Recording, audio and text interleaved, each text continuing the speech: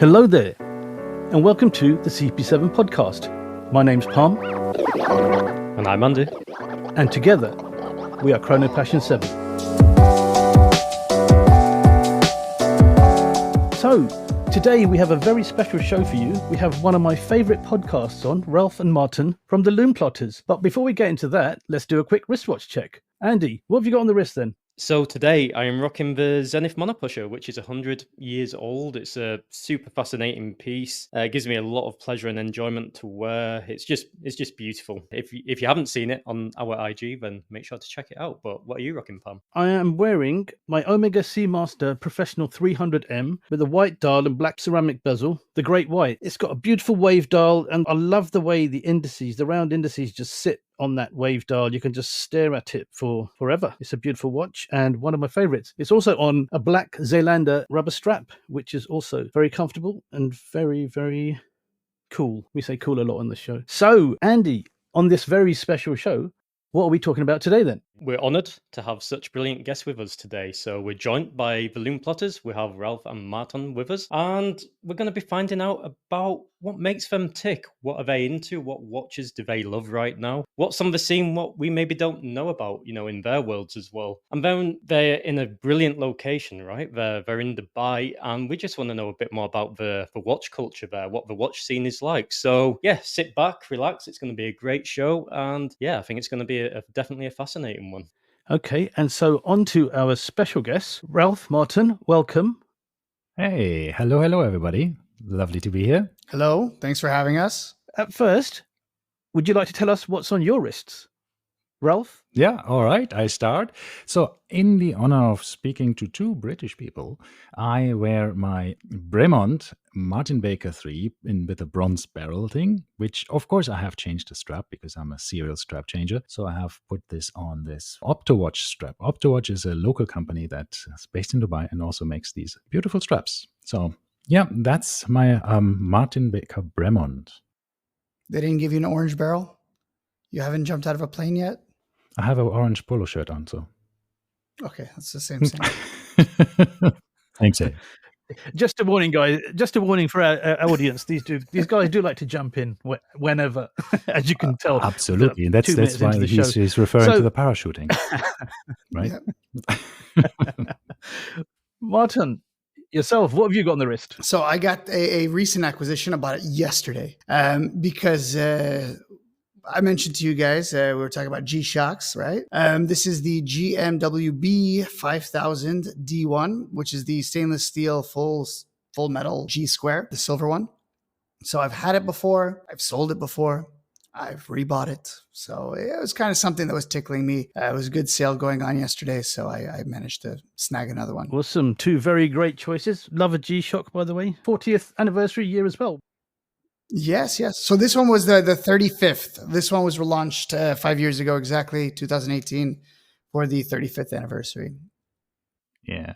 And there's still two coming, apparently. There's the rumors that there will be two carbon-based ones coming in December as the last few bits for the 40th anniversary. So very interesting things. $2,000, apparently. That's the rumored price. Full carbon case. Should be quite interesting if it really comes out like that. Tempting.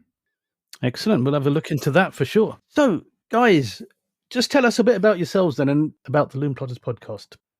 All right, Ralph, you want to talk first? You want me to talk? Who's going first? Yeah, so basically we had no real intention starting podcasting or anything like that. We used to do certain help, let's call it that, to our pre-owned watch shop that we frequent a lot and we buy and sell from a lot. So they have a couple of auctions and a couple of new inventory coming in, and I said, hey, why don't you just come and talk about watches? You know so much about watches. Why don't you talk about it in front of a camera? And then we can put it on Instagram and make a bit of marketing there. I said, yeah, sure, no problem. We'll do that. And once or twice I bumped into Martin. He just finished. I just came in for the next video recording. And then the owner, actually, Khaled, he actually said, well, you two seem to be just on the same wavelength, and you know both so many things about watches. Why don't you make a podcast? So we looked at each other. We didn't know each other even. Yeah. Right? So we thought, yeah, okay, let's do it. And we started next week. Literally so 1 we week. Are still, yeah, we're still becoming friends and just getting to know each other. So it's a really interesting journey for us. Yeah, it's been what, like 6-7 months. Oh, that was quick. Yeah. Yeah, you don't come across very shy then. You just within a week you were best friends and podcast buddies. Yeah, we got along very well. I must say that was Excellent. could have gone very It wrong, could have but it didn't. burned to the ground, but it didn't. But tell us a bit about yourselves, though, Ralph, about your background. You have quite an interesting background in watch journalism, photography. Well, yeah. For me, it's not. It's more all hobbies, and as you probably know, when we watch people go into hobbies, we always go deep into the rabbit hole, right? You can't do just things half baked or so. So you have to really explore everything in it. So yeah, so I'm working generally in the hospitality industry and technology hospitality industry, crossroads there. So nothing to do with watches, nothing to do with photography really. So I started getting a bit more into photography when I worked a lot with, of course, hotel companies, and we needed stock photography from hotels, and I started to just get into that a bit more. Hobby wise, I'm going to Africa a lot on safaris. It's not so far from here, so it's a bit easier to get to, and more a wildlife photographer than a product or watch photographer. I used to then be a bit engaged quite a lot with Scottish watches, actually. Yeah. So Scottish Watches as a podcast, I started very early listening to that podcast, the time when everybody got into watches, when everything blew up during the pandemic and even a bit before. And it was just a fantastic ride with these two guys, with Ricky and Dave, and we had a couple of live streams. I'm writing for them on their website, watch alerts and Instagram posts and so on with the other people in the writers group. It's a great bunch of people. So, and also if anybody wants to join and write about watches and have their articles published, we are always open for new people to come on board and join us there. Watches are my hobby, not always as deep as in the last 4 or 5 years, but I always liked watches a lot, and I always had watches on my wrist. So Same question to Martin. All those questions back to you. I think my life is a little less interesting than Ralph's. I don't go on safaris for start. So basically, I ended up here. I grew up in the U.S. essentially in Texas from a Hungarian background. Before that, we moved to Texas when I was very young, and then after living in the U.S. for like 25 years, I got bored of it. So I looked at what else was out there, and UAE kind of seemed promising. It seemed like a new kind of hot topic. So about 10 years ago, I moved out here. I teach at a university here in business/information systems. So once again, nothing to do with watches. But when I did move out here, I did buy my first watch. I always liked watches. I didn't have anything super fancy or super cool, but I did really admire different things about horology. So first and foremost, I had an old Timex diver. Of course, it was a quartz shitter essentially, but it was a cool watch. I liked it and I wore the hell out of it. Afterwards, I wanted something in the same vein, but something nicer. And my first entry into the rabbit hole, which really was the start of everything horrible to come in the future, was the Tag Heuer Aqua Racer 500 meter. And I had no idea what I was getting myself into at that time. And that was about 10 years ago now. And once again, it's kind of taken over as my main priority in terms of my hobbies. A quick question from my side. So you've been in the game now for quite a bit of time regarding the podcasting world. So as us, an upcoming podcast, I'm just curious of how do you plan so many different topics? How do you keep the ball rolling? Like we sometimes question ourselves, like how can we manage to talk about watches so much? But we do, it just seems to flow. But what is it for you? What's your process when you thinking of that next topic, especially when you're so many shows in? We have no issues with topics, actually. We have shared notes in iCloud, essentially, and we have a list of, I don't even know how many. I'm going to click on it now. But with the podcast topics, we'll just glancing at it, we probably have 50 or so topics. And these are just random things both Ralph and I add at all hours of the day and night. Something pops in your head, you put it on there. And essentially, Ralph and I can talk, and we've done this so many times, for an hour on the phone. And we realized, damn, this could have been a podcast. So any bit of conversation can generally be a podcast, essentially. We take something happening in the news, watch that we're interested in, Instagram, we get comments on some topics.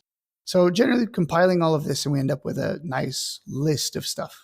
Yeah, and sometimes it's like cross pollination when you see something on YouTube or other people talking about it, and you think like, no, I think we would have a different take on it. So let's pick this up and then say what we think about it, right? Or make it a slightly different topic. When somebody said, oh wait, this is the end of watches now because the end of vintage watches because all the new watches will be scratch proof. I think, okay, now let's talk about all of the different surface treatments and materials that we can use and whatever. And is it actually nice to have a watch that looks new forever? Or is it actually taking away from all of the stories that the watch can tell with its scratches and stuff? So the two of us are very different in this regard as well. Martin loves scratches on watches. Me, not so much. As you were talking, I just bashed my one-day-old G-Shock into the table, and I have a nice scratch already right here from 2 seconds ago as you say this. So we always come up with topics. Oh, nice. One thing I love about your podcast is the banter, and you're both very good at it. Which one of you proclaims to be the king of banter on your show? Oh, we don't have yet a coronation, I think. Do we have a king?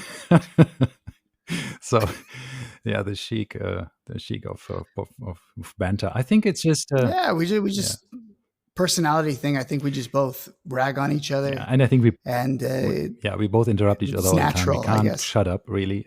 So we both have a lot to say. I mean, we think at least we have. So yeah, it seems to be quite nice to get along together. So yeah. So I want to talk a bit about Dubai, and both of you being based in Dubai. We have Dubai Watch Week coming up. What are your views on that? Because I'll be going there myself next week, and it's my first time there. I just wanted to get your take and give our listeners a bit of an insight on what I should expect and what will be going on. Essentially, I've been to every single Watch Week as of yet. Started off randomly. I don't even know, 15 was the first one. I remember showing up, and there was no people. There was no spectators. There was no outside of the watch industry people. It was very low key, catered by the Ritz-Carlton, and they thought we were associated with the watch companies, I guess, because they gave us a massive meal and everything for free. And that was kind of interesting. But then, of course, during COVID, they switched to this every 2 years, and it's now become a much larger event than it used to be, I think. So there's much more people coming from outside of the industry as opposed to previously, and it's just getting bigger and bigger. So it's a very nice, very friendly event. I've been to Basel World. I was lucky enough to go to the last Basel World ever. And it was not a very friendly experience. A friend of mine and I went. We essentially were there for, I don't even know, a couple hours, and we're like, this is stupid, let's leave. And we flew all the way there, and it was nothing. We left, and we drove out to Bien, where the Omega factory is, and we did the Omega tour, and we just did a bunch of other watch-related stuff instead. So that's the problem. Once you come to Dubai Watch Week, you compare all the other watch shows to it, and you realize these other guys, it's not as much fun. It's not interactive. It's very dull and mundane unless you're Hodinkee or Revolution or, these Wacos. Yeah, who you will meet, Waco. He will be there. So yeah, I think my personal take, I think I have missed one Dubai Watch Week that you attended first. The first one, I think I didn't go.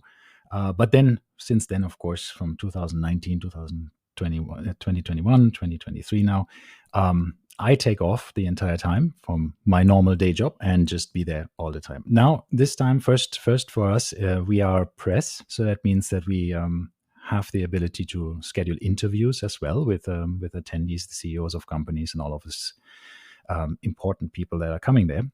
So you get 20-minute slots that you can then spend in the press center with these people and just interview them, which is pretty cool. You can do that even without this press accreditation, because that's the coolest thing. This is a watch fair that has no purpose except the love and passion for watches and spreading this. There is no sale. Nobody's selling anything. Nobody's having these business relationships with suppliers, authorized dealers, and needs to put in the orders for the next year or anything like this, which happened in the Swiss watch fairs that then evolved into customer-facing or end consumer fairs. This Dubai Watch Week was from the beginning targeted to just enjoying watches, spread the love of watches, and ideally bring more and interesting brands to the people, right? And that's The Siddiqui family here has done a fantastic job. They are the distributor of a whole boatload of different watch brands, Rolex being the biggest of them. But they're also the distributors for Patek and others in the region. So that means they have a lot of brands that they can automatically bring up to the show, and of course it's open for others as well. Yeah, and they have done this. It's a free event. Nobody pays entrance fees. I don't know from the exhibitor side, but it's really lovely for everybody to just be there. You bump into every of these people. I was completely starstruck the first time I've been there. I met Marc-André from Watches TV. I met Philippe Dufour. I met Mr. Dufour from the CEO of Rolex. You just walk around and you can just walk up to them and say hi. It's a really lovely event where everybody is super relaxed and just enjoys their time there talking about watches. And I've never had so many random chats with just people that you just bump into that you've never seen before in real life. And it's just a fantastic and nice event. So that's what you can expect. We have lots of forums, panel discussions. There's an app for the Dubai Watch Week. I recommend you download it and register for as many as you can. You can always cancel your attendance if you decide not to go. And if you don't register a couple of minutes before in that forum, in these areas where you walk in, people from the wait list will then be put on. So you have a wait list even for that, for attending. So because especially last time there was COVID, so we had less people available for each of the events. Now it's back to normal, I guess. So we have much more people in the attendance. So that's cool. But yeah, there are limited spaces, especially if you go to master classes. Audemars Piguet, for example, will do a masterclass on, I think, decorating and enameling dials and all of the stuff where you can go hands-on and learn from watchmakers teaching their craft for an hour or so. Lovely things, and there's a lot of these different masterclasses. There's a creative hub, there's the collector's lounge, so many activities that you can do. Everything is for free. It's just limited spaces, so you have to be early or just try your luck. Sometimes if you come, even if it's sold out or all places taken, all seats taken, you can still get in if people don't show up. So always try it. Excellent. I'm really looking forward to that now. Actually, I'll probably bump into you guys if you. And then don't turn. Oh no, who's that? Oh, it's him. It's that guy from Chrono Passion 7. Quick, Run away! No, run away! Cancel the event. Close it. Surprisingly, we've met a lot of people there, and we've met people that, or at least I have, over and over again. We meet the same people, and then they've become friends. And I don't think I've met anyone who I've avoided or didn't like. It's all been, within the same circle. So I do have a couple friends now that I know exclusively from Dubai Watch Week. I've met them 3, 4, 5 times there. So it's quite nice. And now we have generally an annual lunch that we do. We call it the annual Negroni lunch because we all like some Negronis. So we do this with a couple of guys that we met there. So it's fun stuff. It is a good time, and I think you'll definitely enjoy it. Yeah, I remember my chat with Edward Milan from Moser, CEO of Moser. I was a bit early and walked to the hall where the brands have their little booth, and I thought, I know this guy. He looks like somebody I know from Moser, and I just walked up, and he was there. Manning the stand by himself. So we chatted a bit, and then I realized, this is Edward Milan. So we had a nice 20-minute chat. At that time, I think 2019, I was still not thinking about, he said yeah, I love your watches, but they're just too expensive. And he said, they start at $10,000, $12,000. It's, and I said, yeah, exactly. That's my point. It's in 2019, for me, that was like, who would spend so much money on a watch, right? Well, no. Well, not now. No, that ship has sailed, and now, yeah, I think it's the first. Yeah, I think now it's the first Dubai Watch Week where I actually can go to him and show him my Moser. But no, we have an appointment with him, so you will wait. Yeah. And you will show him the Moser, and you will tell him this story. No, I just realized I have seen him in the Four Seasons event this year. Yeah. Did you show him? There was an event. Yeah, and he wasn't pleased that I changed the strap on it. Which one did you get, by the way? The Heritage Dual Time, the red one with them. And he put it on an AliExpress strap that cost like $1. Well, so I'm not surprised Edward Milan didn't like that. No. I actually had it on a leather strap when I went there, but it wasn't the original Kudu strap. I love Kudu straps, but I think the color could be a bit different for that. So I like to change. but it was like a gray, almost Yes. nubuck style strap, right? So it was a rough out leather, which I thought it looked great, by the way. The gray does and the look good. red, it goes like, Yeah. he knows what he's doing. I think this is becoming the Lume Pluses takeover Yes. Sorry. right now. You invited Dubai us. Watch Week takeover. No, I knew, I kind of suspected this would happen, but never mind.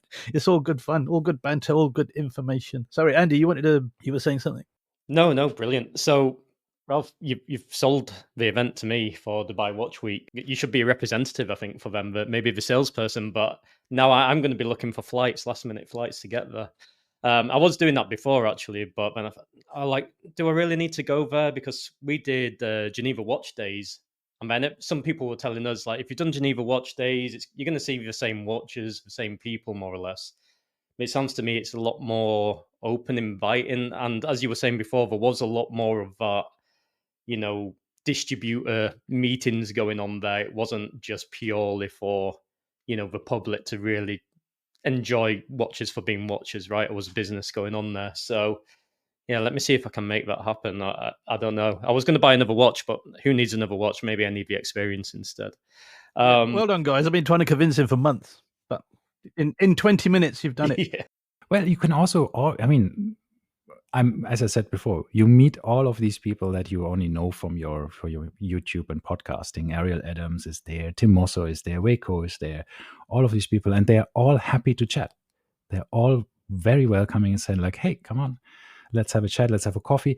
It's in a lovely location as well. It's in the Dubai International Financial Center, so this is basically our stock market here. And obviously, wherever there's lots of bankers and financial institutions, there's lots of nice restaurants, and it's a lovely area of Dubai. So it's just you can have a very good time. The weather will be great. I hope that will age well, my comment there. But yeah, it's definitely lovely weather, and it will be just fantastic. So we were looking forward to seeing you there. I'm sold. Brilliant. Let me see if I can make it happen. For fact, Pam will be there. Will I be there? Let's see. It's if it's a reasonable flight, maybe I'll just maybe I forget the watch. I don't need another watch, so maybe I'll just do it. What open question to both of you, so you can fight who goes first. But what watches are making you tick right now? So maybe some, core brands, what you're loving at the moment. And then do you think there's any brands we should know about? Any new brands hot on the scene, especially, in the United Arab Emirates? I've heard is like some brands emerging from there. Is there anything what should be on our listeners' radar as well? So yeah, what's making you tick right now, basically within the watch world in 2023? Well, what's been pissing me off most is the whole waitlist game. I mean, I'm sick and tired of it, as are we all, I think. So a lot of people are looking elsewhere for their next watches. So generally speaking, I've been seeing, at least in our little watch group. I don't know if it's the same thing. We do have a little Dubai-based WhatsApp group with a bunch of watch collectors in it. It's these smaller, cheaper watches that everyone's kind of going for, the independents, your G-Shocks, your all of these other ones, right? The Timexes, the Timex Qs, all these random little ones. And then it's really funny because you look through this WhatsApp group and half of the discussion is, about 20,000 pound, God knows what. And then the other half of the conversation is about a little 200 pound, beater. So it's kind of funny how diverse these groups are. So I think a lot of people, because of this, are really turning, and especially once again in Dubai, of course, we have your Rolex waitlist is going to be significantly longer than most places. The same thing goes for your Patek, for your AP. It's not this isn't a, so to speak, a poorer country. So we do have the tourists coming. We have the locals. We have a bunch of people that are all vying for the same number of watches. So that, of course, does pose problems in the long run. But so there's a lot of things to get otherwise, right? So Ralph is doing this. He just bought a couple Tissot's recently. So that's kind of where we're at the moment. Yeah, I think we have our distributor here has their own watch brand now. I think it's Vintage, right? It's called with a Y instead of an I. Yeah, with a Y. And it's pretty popular as well. I mean, here watches, especially in the local culture, so in the Emirati culture, are very highly regarded as expressing yourself to a certain extent, because you dress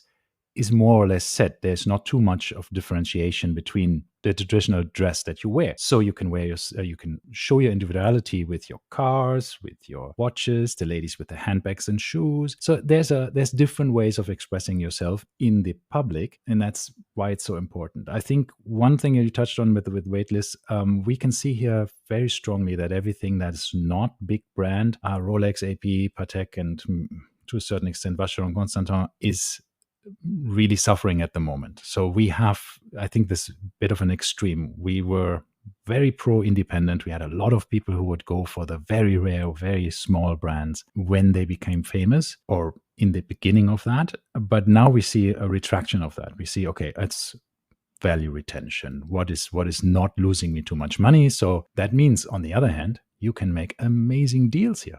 If you are looking for the not so popular brands, and if you are after horology, oh my God, I recently saw for $10,000-$12,000 first owner watch in fantastic condition, Blancpain perpetual calendar with a Hunter case back, solid gold, $10,000-$12,000. And you think, oh, why is nobody buying it? It's just absolutely amazing. I mean, okay, gold is in Islamic countries. It depends on how religious you are. You wouldn't wear gold if it doesn't serve a function. Men wouldn't wear gold. Exactly. So that can also mean that there's a couple of golden watches that are easier available here, but it's just at the buyer's market at the moment. So coming here for the not the hype watches can be very, very interesting. There's lots of deals to be had. And also on new watches, right? We still tend to get a lot of discounts, which most Europe and the US doesn't really have. So certain companies will do probably around 10-15%. I bought a few Tudors recently, and the Tudor AD gave me 15% off. So there are some good deals to be had that you couldn't get elsewhere. Okay, that's great. I've noticed we haven't talked about you and your actual watches apart from on the wristwatch check. Just on my closing question, what is your favorite watch in your collection? Martin, you go first. Martin, first. You can go first. I think Ralph always seems to point to that way anyway, so I'm preempting. You want me to go first? Ooh. He just throws me under the bus every time. Realistically, my favorite watch in my collection changes probably on a monthly basis. Currently, I don't know. That's a tough one. I think the watch that I do tend to wear the most, the one that I go for the most, is most likely my Rolex Explorer, the 124270, which is the current generation 36 millimeter. That one I do tend to just reach and grab for. Excellent. Ralph, yourself. Yeah, I was just looking at my statistics. I have a watch app for that. It's amazing, I must say. It's really lovely. It's called Wrist Check Pro. You basically have your watch collection in it, and you just basically every day tap which watch did you wear, and then it gives you the statistics. So you record which watch you wear on this app. Yeah, small push notification during the day. Next level watch nerdery there, isn't it? Isn't it amazing? No. The next level nerdery is the fact that I pointed out I switch watches 2-3 times a day, and this app doesn't let you do that. It doesn't. So you can't record hourly stats. Maybe an enhancement request. Yeah, but yeah, according to this, my most worn watch was my Explorer 2. With a black dial, followed by the Pelagos 39, and then a watch that I actually sold, which is weird. It's the Panerai Radimir Black Seal base logo, the PAM 380. I sold this watch even though I wore it a lot. Maybe because I wore it so much, I thought, okay, that's it. I have really enjoyed this watch a lot. Let somebody else enjoy it, and something new was on the horizon for me. So yeah, but is it my most favorite watch? That's a good question. I think sometimes I'm keeping watches for the special moments, and then always trying to kick myself to say, like, well, don't wait for these moments. Wear the watch as much as you can if you enjoy it. But I have scratched too many things while walking the dogs and all of this stuff. So yeah, I think generally it's the robust watches that you can wear really daily and you're not too concerned about, which is weird to say that I'm wearing my Explorer 2 because I'm not too concerned about it. Obviously it's not cheap, but somehow I feel like it can last. Yeah. It's a tough watch. I've owned one myself, and it's just something it's an expensive watch, but it's tough as nails. I'd say hard as nails, that one. Yeah, I agree. Great choices. Is a theme with explorers as well, by the looks of things. And I know for Pam, yourself as well, you're an explorer man. I was looking for one as well in Geneva, but as you can imagine, I was turned away everywhere I went. So, yeah, to be continued. So, it's coming to that time, unfortunately, where we need to round up. But if you want to see all of the watches we've discussed on today's show, on all the wristwatch checks, then make sure to check out our Instagram. That's chrono_passion_7. We'll put all the uploads relevant to this podcast so you can see all the pictures of the watches we've discussed. And please check out Lume Plotters, of course, over on their Spotify and Apple Podcasts, and of course their Instagram as well. So make sure to follow all of us and like and subscribe. And always, we're open to your feedback and comments. So that's goodbye from myself for today's show. Yes, thank you all so much for listening. Thank you, Ralph and Martin, for being excellent guests and not totally taking over the show. So that's a feather in our caps. I think we have a level of control. But check out the Lume Plotters podcast. We'll drop a little link to their Spotify in the show description. Yeah. Thank you for having us. Bye-bye. Thanks. Thanks. Bye-bye. And we will see you, and you will hear us in the next one.